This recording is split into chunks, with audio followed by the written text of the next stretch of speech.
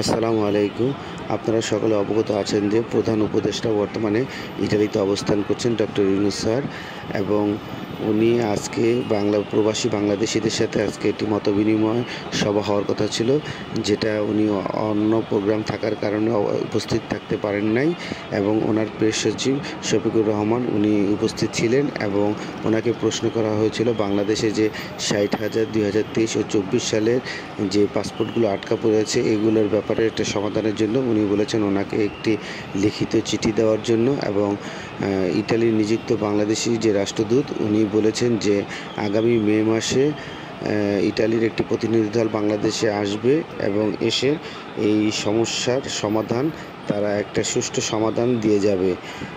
সেই হিসেবে আমরা বলতে পারি ইনশাআল্লাহ আগামী মাসে হয়তো আমাদের জন্য ভালো কিছু অপেক্ষা করতেছে। প্রিয় ভাইরা, আপনারা কেউ দুশ্চিন্তা করবেন না এবং অপেক্ষা করেন।